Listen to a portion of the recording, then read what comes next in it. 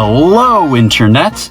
It's almost time for school, so why not prepare by playing some educational games?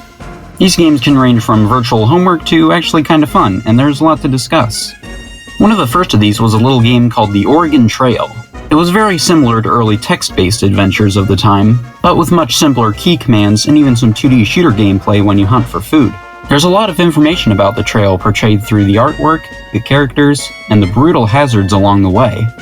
Another early educational game was Number Munchers, where your goal was to eat the numbers assigned at the top of the screen.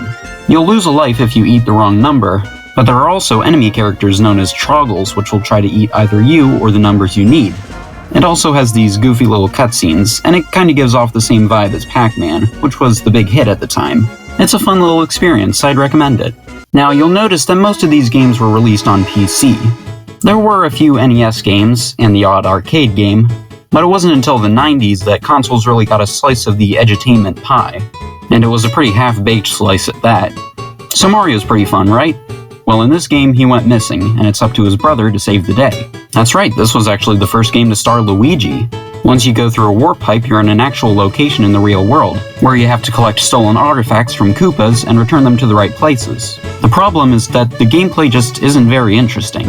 All you do is just talk to people and answer questions in order to return the artifacts. And there's no way to learn the answers without knowing them beforehand or just looking them up.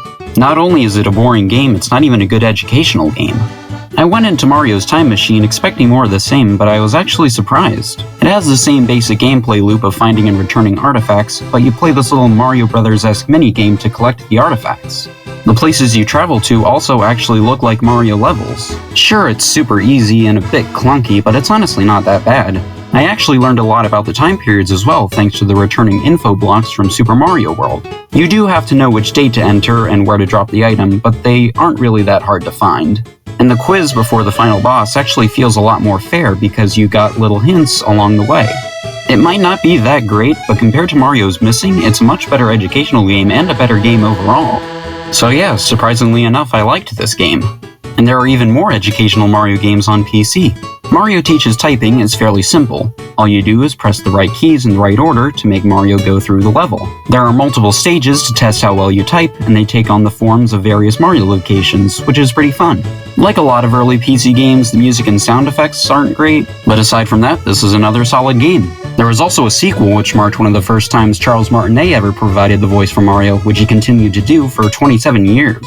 But enough about Italian plumbers, let's give Mario's old rival Sonic the Hedgehog a shot. Oh.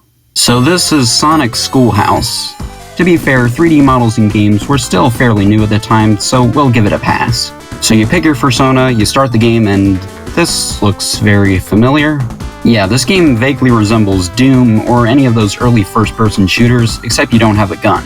What you do have is a pointer to open doors, select letters, numbers, and balloons, and use them at the correct chalkboards. You also have to watch out for Robotnik, who steals your answers. I mean, it's fine, it's a fairly basic game for younger players, but it's just really weird. Well, we have one more game to check out, and it's back to consoles for this one. Let's see what good old Rayman has to teach us. Well, for starters, the game actually uses the same engine as the original Rayman, which automatically makes it fun to control. You can either practice numbers or phonics, and in terms of educational elements, it's as basic as you get. The Magician's Hat tells you which ting to collect or which path to choose, and you have to make sure to pick the right one. But surprisingly, it's pretty tough. You have to be quick on your feet to pick the right answers, and there are even some proper platforming challenges along the way. So those were some educational games, and hey, I actually learned something. Maybe I don't even need school. What do you mean I still have to go? No! No!